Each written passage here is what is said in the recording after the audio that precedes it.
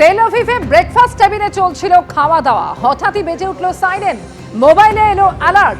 প্রাণ বাঁচাতে বাংকারের দিকে ছুটলেন হোটেলের আবাসিকরা।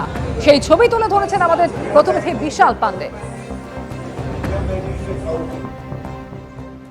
इजराइल में इस वक्त हम नाश्ते की टेबल पर हैं और नाश्ता कर रहे थे ब्रेकफास्ट रूम में, लेकिन आप देखिए यहाँ पर तुरंत हमले का अलार्म बजा है और ये एक्सट्रीम अलर्ट का मैसेज आया है और यहाँ पर लोग तुरंत अपना नाश्ता छोड़कर अब बंकर की तरफ जाएंगे। हमें भी जाना पड़ेगा।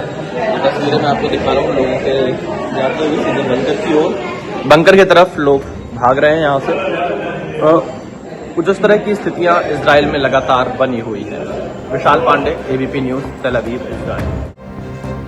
এদিকে পশ্চিম এশিয়া দেশগুলিতে হামলা হয়েই চলেছে। এরই মধ্যে ড্রোন হামলা এবার প্রতিহত করলো আবুধাবি।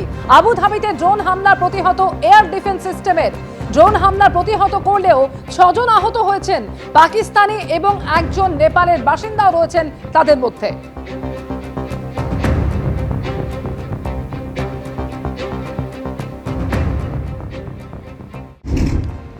ইরানের সামরিক ঘাঁটিতে হামলার পাশাপাশি এবার টার্গেট একটি স্টেডিয়াম। ইরান আমেরিকা ইসরায়েল যুদ্ধে এবার স্টেডিয়ামেও হামলা হলো। তেহরান স্টেডিয়ামে এয়ার স্ট্রাইক, একেবারে ধ্বংসস্তূপে পরিণত হয়েছে তেহরানের স্টেডিয়াম। দুটি ছবি পাশাপাশি রেখেছি। একদিকে ইরানের সানান্দেজ সামরিক ঘাঁটিতে হামলা হয়েছে, একই সঙ্গে হামলা হয়েছে তেহরানের স্টেডিয়ামে। ورزشگاه و استخر انتهای 17 شهریور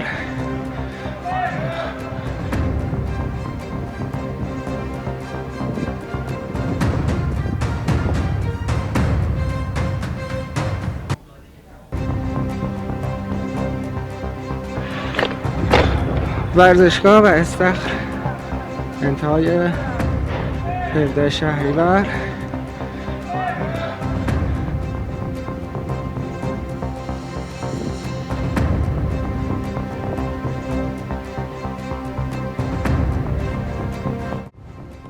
ষষ্ঠ দিনে আমেরিকা ইসরায়েল আর ইরানের রক্তক্ষয়ী সংঘর্ষ।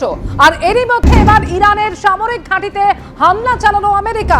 ইরানের সানান্দেজ সামরিক ঘাঁটিতে এয়ার স্ট্রাইক চালানো আমেরিকা। কুর্দিশ প্রদেশের ইমাম আলী সামরিক ঘাঁটি লক্ষ্য করে হামলা আমেরিকার।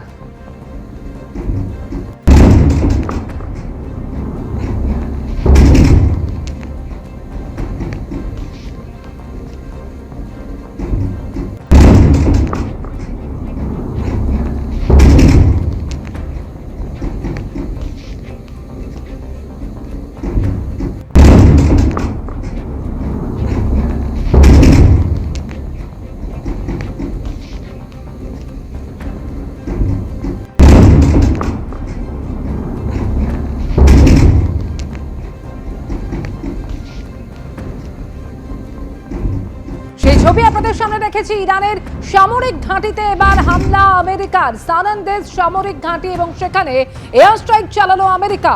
কুর্দিশ প্রদেশের ইমাম আলী সামরিক ঘাঁটি লক্ষ্য করে হামলা আমেরিকার। সেই ছবি দেখতে পাচ্ছেন। ষষ্ঠ দিনের যুদ্ধ পরিস্থিতি আরো ঘোরালো, তার কারণ হুঁশিয়ারি এবং পাল্টা হুঁশিয়ারি চলছেই। এরই মধ্যে একদিকে ক্ষেপণাস্ত্র পরীক্ষাও করেছে আমেরিকা এবং একের পর এক আক্রমণও চালাচ্ছে।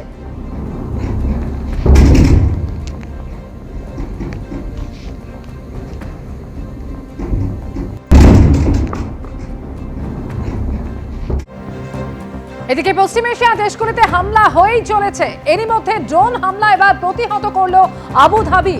আবুধাবিতে ড্রোন হামলা প্রতিহত এয়ার ডিফেন্স সিস্টেমের। ড্রোন হামলা প্রতিহত করলেও 6 জন আহত হয়েছেন। পাকিস্তানি এবং একজন নেপালের বাসিন্দাও রয়েছেন তাদের মধ্যে।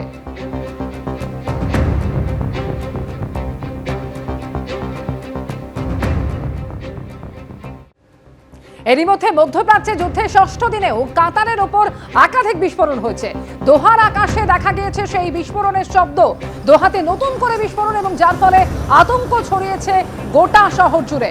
দোহায় আমেরিকার দূতাবাসে হামলার আশঙ্কায় খালি করা হয়েছে আশেপাশের বহুতল। দুই পক্ষই একে অপরকে বোমা বর্ষণ করছে।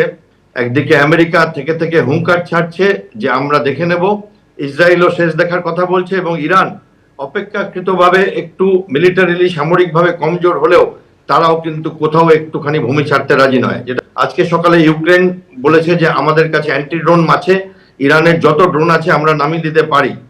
তো অবভিয়াসলি রাশিয়া ইরানকে সাপোর্ট করছে, তো ইউক্রেন ইরান বিরোধী শক্তিকে সাপোর্ট করছে।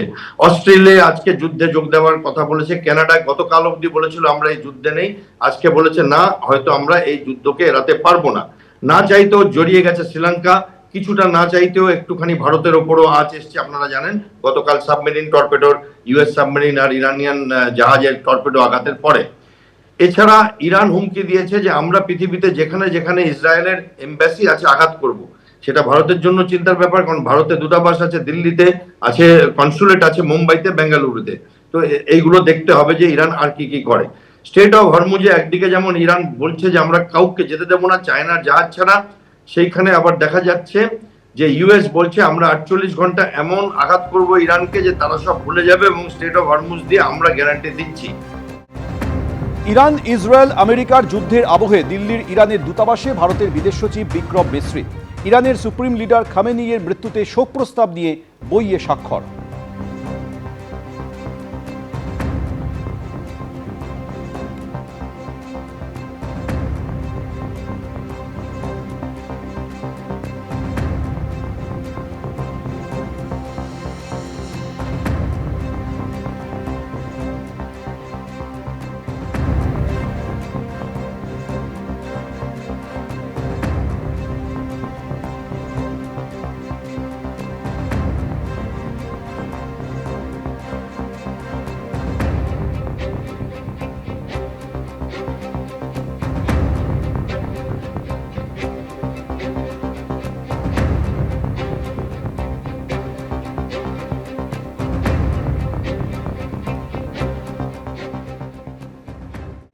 ভোটের আগে জেলায় জেলায় বিজেপির পরিবর্তন রথযাত্রা। হিঙ্গলগঞ্জের ছবি আপনাদের দেখালাম, আর এবার দেখাবো কোচবিহারের ছবি।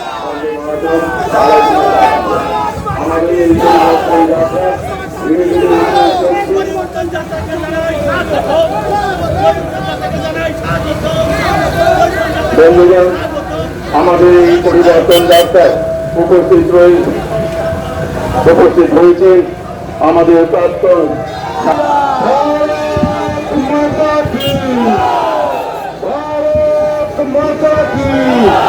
এবিপি আনন্দ, এগিয়ে থাকে, এগিয়ে রাখে।